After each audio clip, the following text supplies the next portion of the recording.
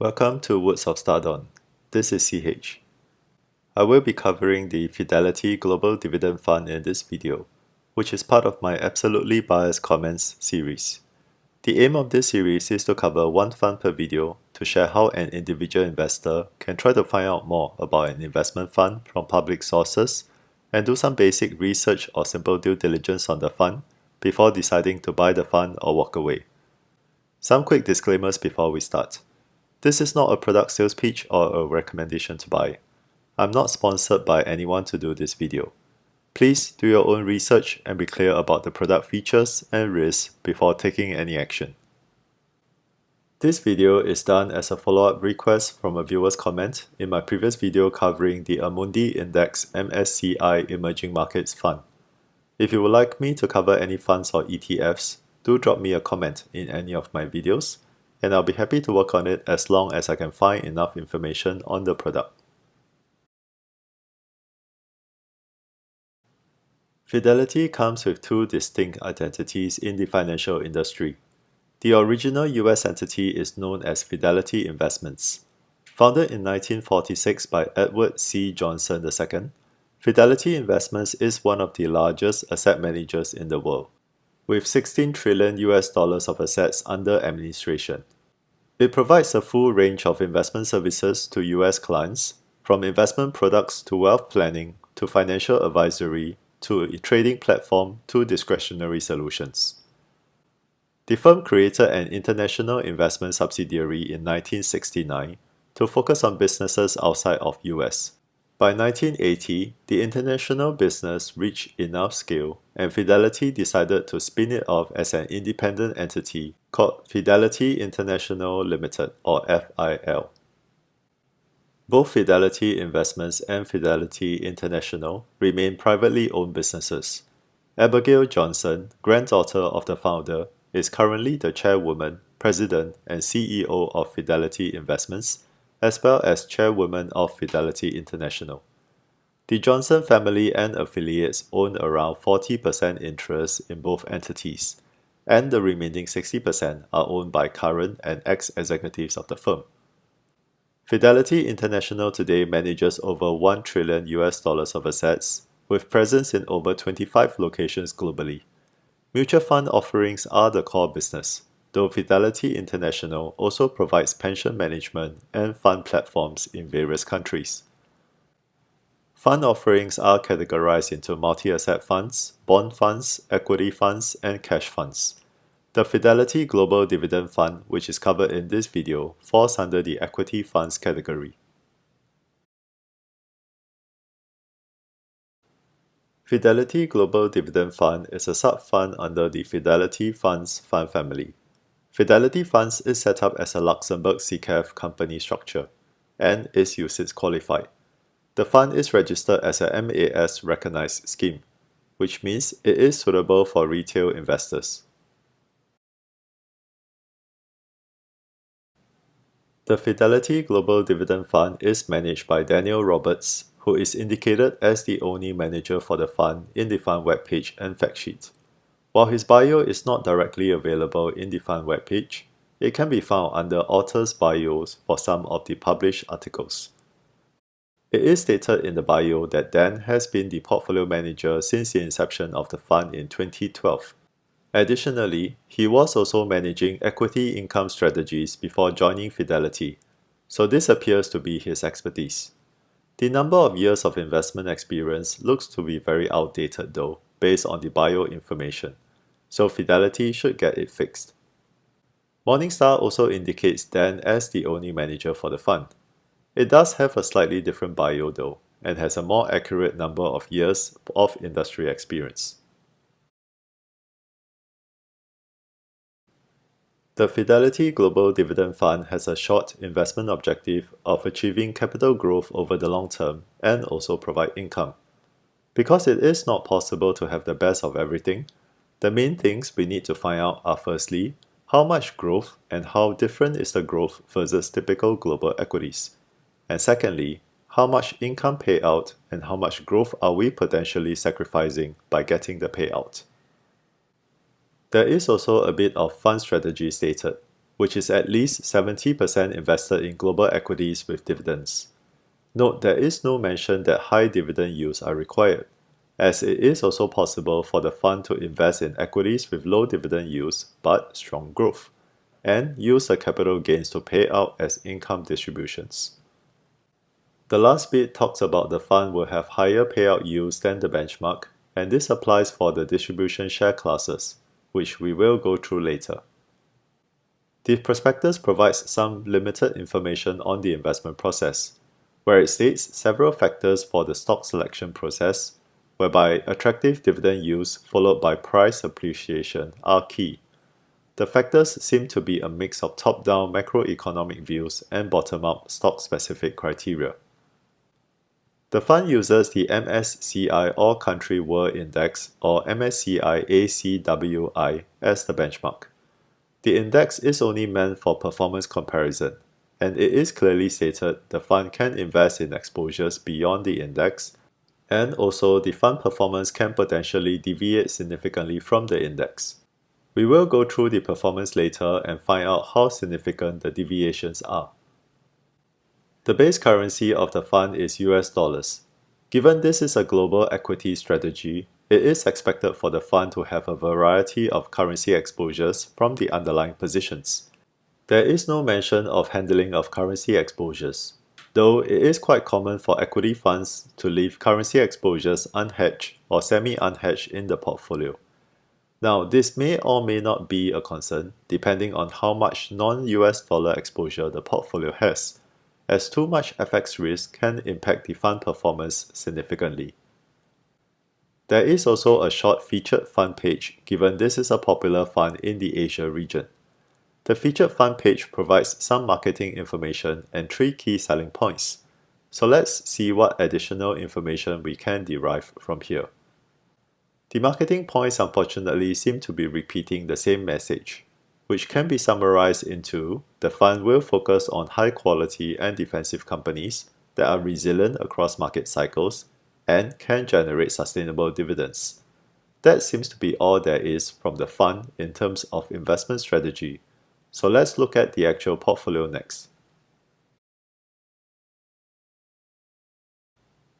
The Fidelity Global Dividend Fund was launched in 2012, giving it about 13 years of track record now. Fund AUM is decently large, at over 18 billion US dollars, and is a reflection of its popularity especially in the retail market over the years. Portfolio information is only available in the fund fact sheet, which is dated end September when I worked on this video. From here, we can see some significant differences between the fund and the benchmark, which is MSCI All Country World Index.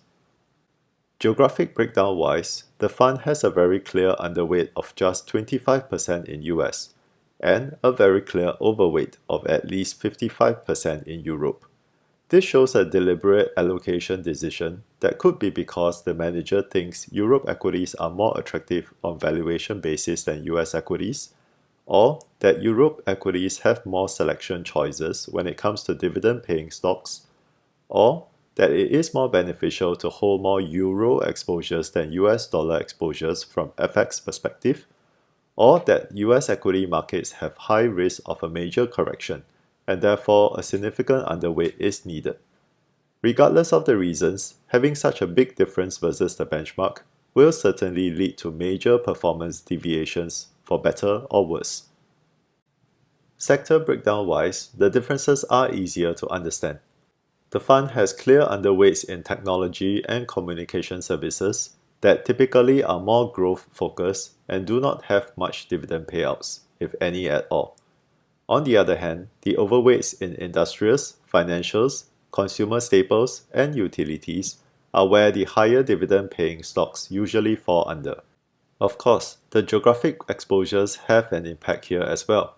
Since the fund is significantly underweight US, and the hype in US equities is currently with technology and AI, it is a given that the sector breakdown will have an underweight in technology as well.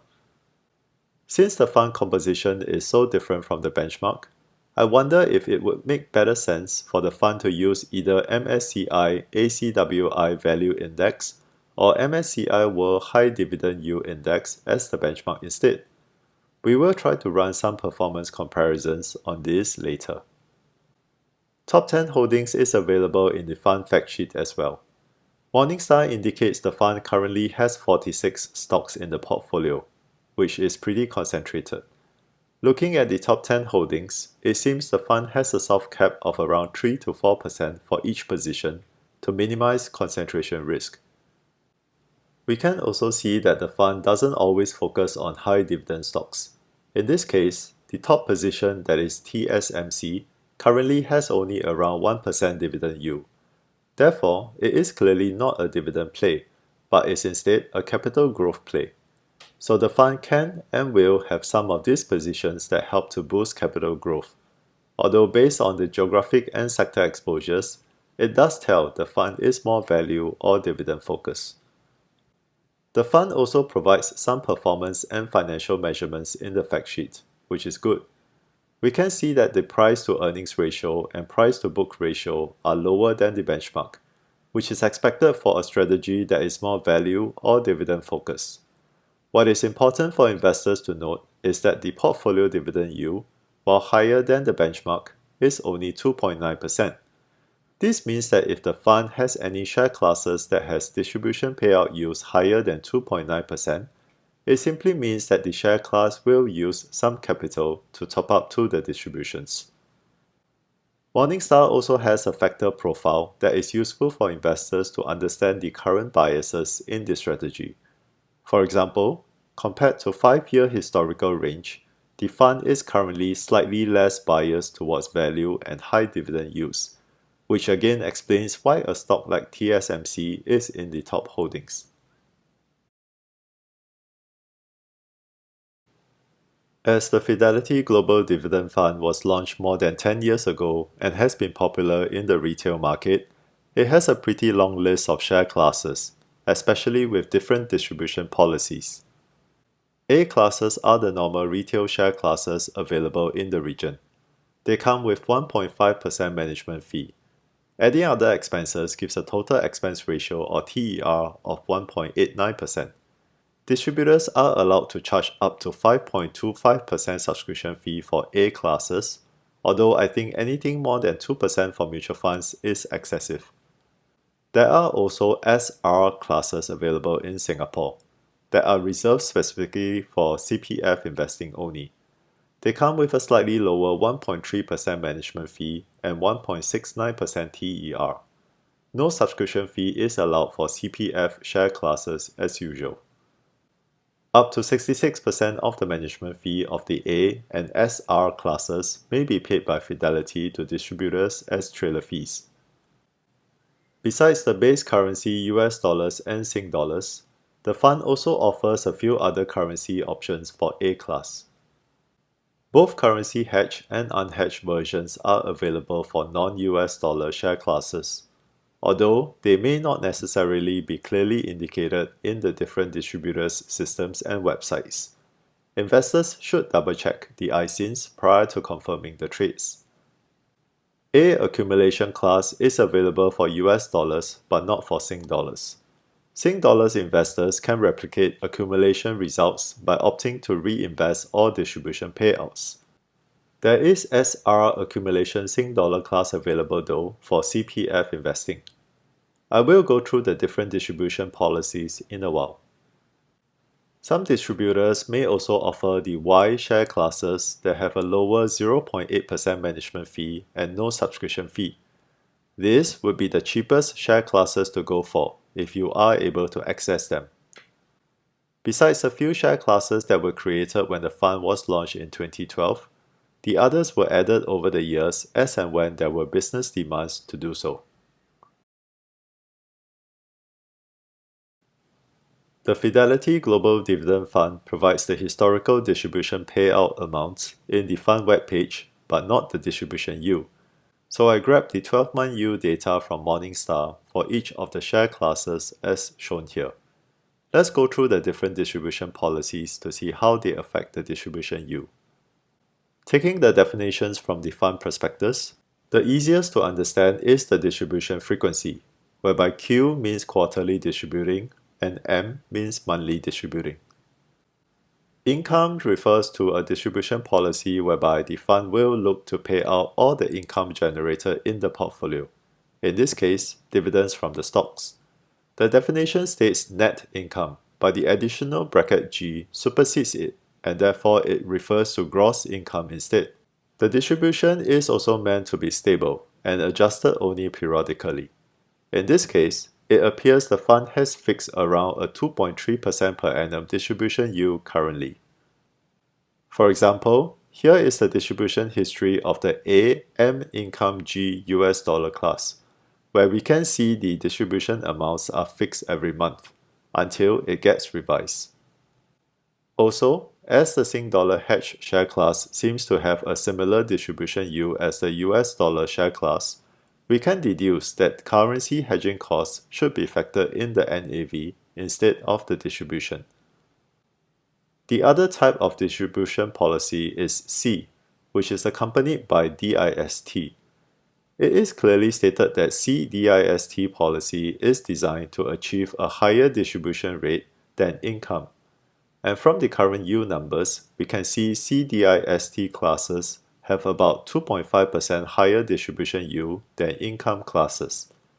This simply means the NAV of CDIST classes will have 2.5% lower gains than income classes, as this is a left pocket, right pocket thing.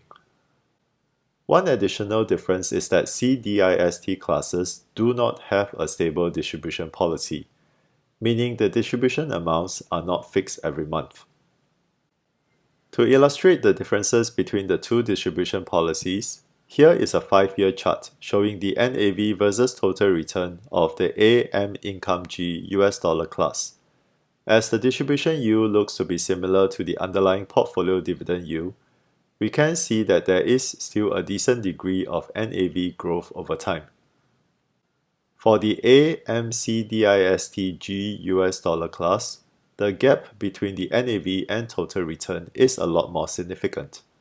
Therefore, unless you absolutely need this income payout, I would suggest sticking to the AM Income G classes or even reinvest the distributions back into the fund so that you can better participate in the compounding growth of the fund. The Fidelity Global Dividend Fund webpage provides a dynamic performance chart of adjustable start and end dates, as well as cumulative and annualized returns across various time periods comparing against the benchmark. This is quite good, and probably the only data missing is the calendar year returns. As usual, I will ignore the data with the hypothetical 5% subscription fee, as that is not an accurate reflection of the fund performance. Plus, you shouldn't get charged 5% subscription fees for mutual funds these days. It is quite clear on both the chart and in the tables that the fund has underperformed the benchmark, which is MSCI All Country World Index, across almost all time periods.